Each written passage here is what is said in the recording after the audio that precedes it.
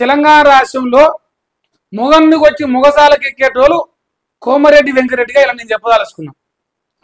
ఈయన బీసీలను మూత్రం తాగిస్తాడు. ఒకనాడు రేవంత్ రెడ్డి ఈయన ఏదో అన్నందుకు క్షమాపణ చెప్పాలి, లేదు ఇలా పవన్ కళ్యాణ్ అన్నందుకు క్షమాపణ చెప్పాలి. ఈ మొగోడు మాత్రం పీకుడు మొగోడట, ఈయన ఓనికి క్షమాపణ చెప్పడట. తెలంగాణ రాష్ట్రంలో చాలా రకాలుగా చాలా రాజకీయాలు జరుగుతూ ఉన్నాయి. ఆ చాలా రాజకీయాల్లో చాలా వింత విచిత్రమైన విషయం ఒకటి వచ్చింది. చాలా సిగ్గు అనిపిస్తుంది నాకు ఈ విషయం గురించి మాట్లాడాలన్నా కూడా. విషయం ఏంటంటే క్షమాపణ చెప్పాలి.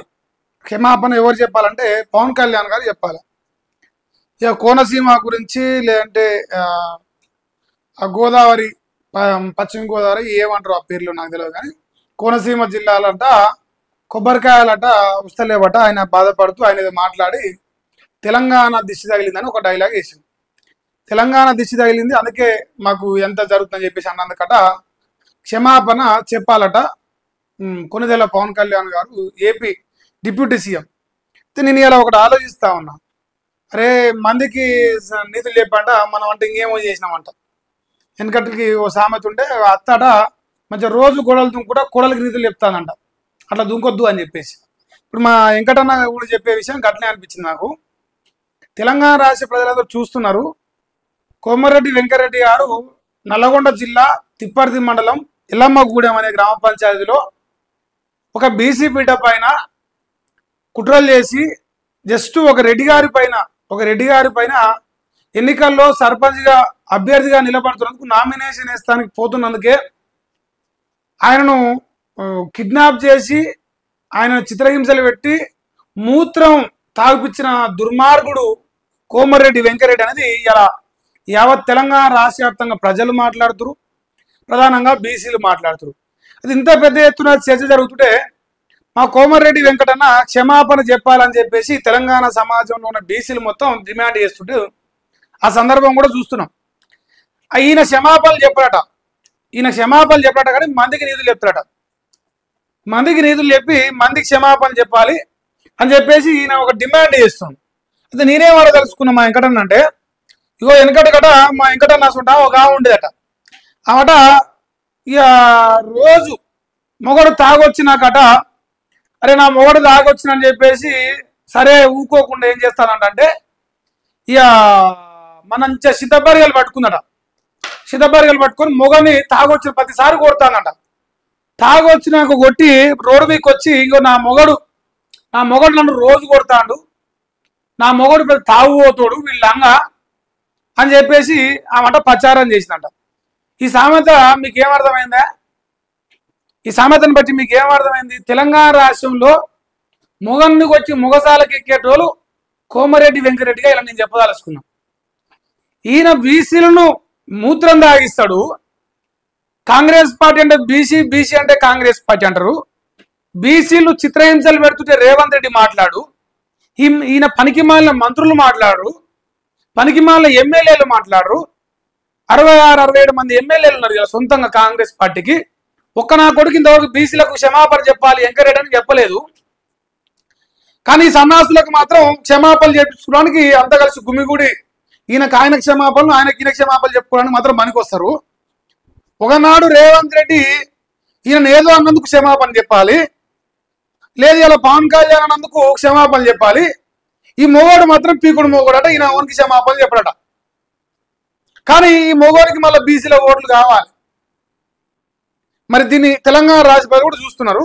ఒకసారి వార్త చెప్పే ప్రయత్నం చేస్తా. అందుకే టైటిల్ ఏంటంటే మొగన్నికి వచ్చి మొగసాలకి ఎక్కిండు మా కోమటిరెడ్డి వెంకటన్న గారు. అమ్మో పుణ్యపురుషుడు ఆయన, పెద్ద పత్తితో దొరకడు ఈ లోకంలో.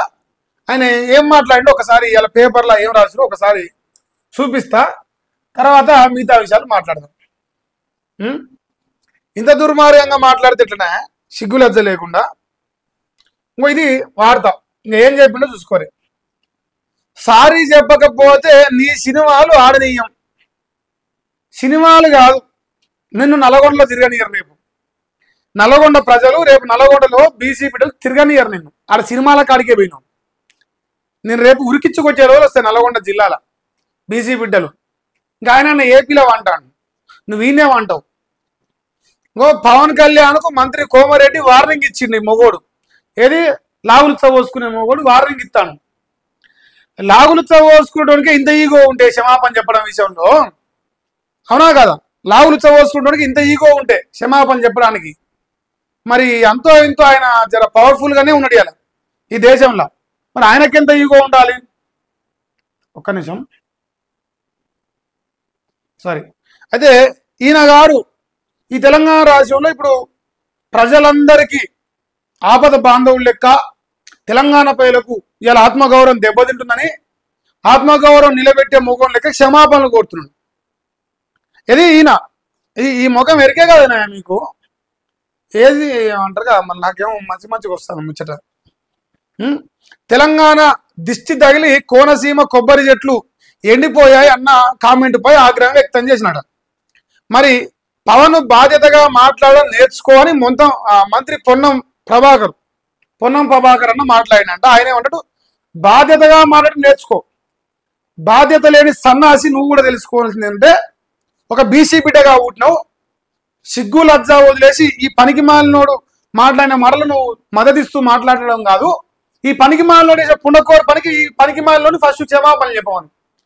బలహీనమైన వాళ్ళ బిడ్డను అని మా ఎంగిల్ మెతుకుల మీద మంత్రి అయినట్టు కాదు. మా ఎంగిల్ మెతుకుల మీద మంత్రి అయ్యాల మురుస్తానో కదా, అది కాదు మనకు కావాల్సింది.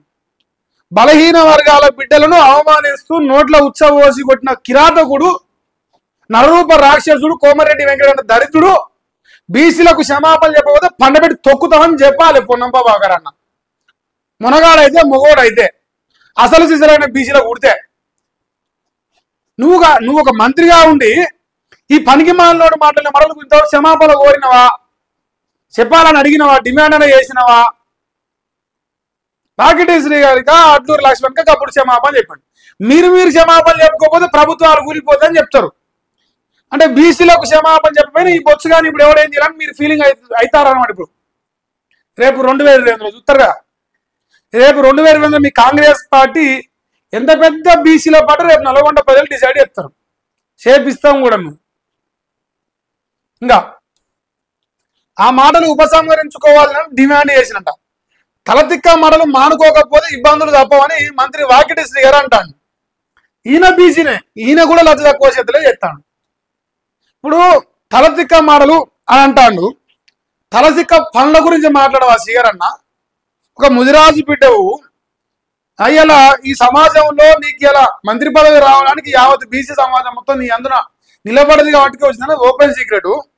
మరి మాకు కష్టం వస్తే నువ్వు పీకనిక లేని దానికి మరి నువ్వెందుకు మంత్రి ఉంటే మాకు ఉద్ధరించేది ఏంది? నువ్వు మాకు సహాయపడినప్పుడు మాకు కష్టకాలంలో ఒక్క నిమిషం మాకు కష్టకాలంలో నువ్వు మా తోడ నిలబడినప్పుడు నువ్వు పీకనిక నా మంత్రిగా నువ్వు పీకనిక ఉన్నట్ట. ఈ రాష్ట్రంలో దాదాపుగా ఇప్పుడు పొన్నం ప్రభాకర్ కానీ, అటు పోతే మా కొండా సూర్యక కానీ, ఇటు పోతే వాకిడి శ్రీకర్ అని, వీళ్ళ ముగ్గురు మంత్రి పదవి రావడానికి మా బీసీ సమాజం వెనుకంగా ఉందనేది ఒక కారణం, ఆ బీసీ కార్డే. మరి ఇలా బీసీ బిడ్డలను అవమానించే కిరాతకుడు వీని క్షమాపణ చెప్పమనకుండా ఆయనను క్షమాపణ చెప్పాలని చెప్పేసి మీరు డిమాండ్ చేసే పనికి మాలిన పనిచ్చాకి మేమందరం ఇలా మద్దతు ఇచ్చి మేము బీసీ అని మిమ్మల్ని భుజాల మీద ఎత్తుకొని మోయాలనా? ఈ పనికి మాలలో వేసే పుండకోరు పని గురించి మరి మీరు మాట్లాడరా అంటే సమర్థిస్తురా చెప్పురు మరి అట్నన్నా. ఇప్పుడు ఈ వార్తను ఇంకో మన ఆంధ్రజ్యోతి మన ఏమూరి రాధాకృష్ణకు చాలా నచ్చిన ముచ్చట అన్నమాట. ఇది ప్రజలకు అనపడరు ఈ పనికి మాలిన సన్నాసికి. పవన్ కళ్యాణ్ తెలంగాణ ప్రజలకు క్షమాపణ చెప్పు, అలాగైతే నీ సినిమాలు నైజాంలో 2 రోజులైనా ఆడతాయి.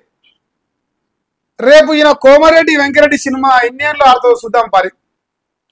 రేపు నల్గొండ జిల్లాలో ఈ రెడ్ల ఎమ్మెల్యేలు ఆడుతుర్రో వాళ్ళందరూ ఎట్లా రేపు రాజకీయం చేస్తారు, ఎన్ని రోజులు మీ సినిమాలు రేపు ఆడతాయి నల్గొండ జిల్లాలో.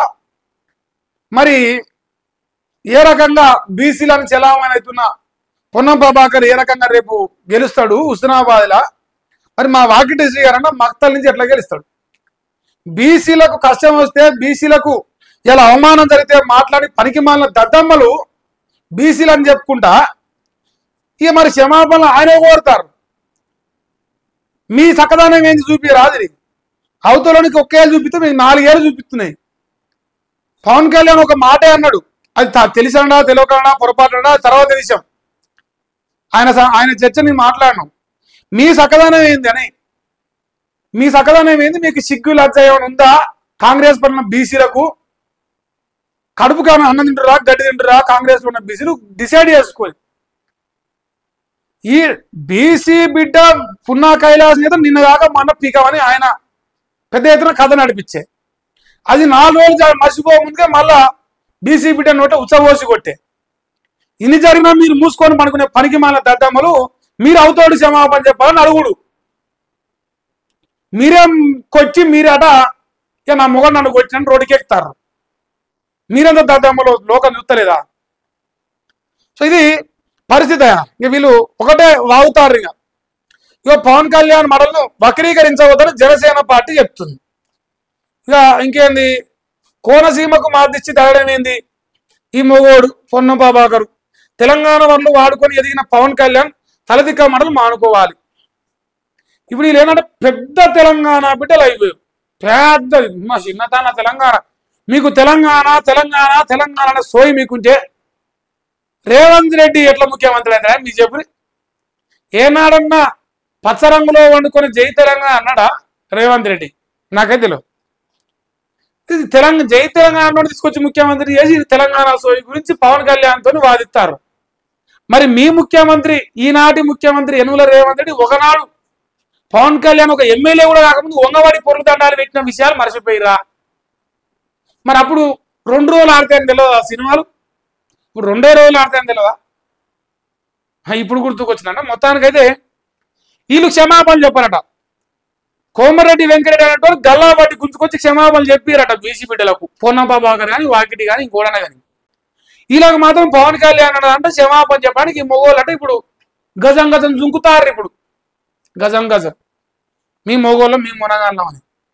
మీ సకదానం ఏందో లోకం చూస్తున్నది, ప్రజలు గమనిస్తున్నారు. దీనికి తెలంగాణ సమాజం మరి సరైన బుద్ధి చెప్పాలని నేను మనస్ఫూర్తిగా కోరుకుంటున్నా.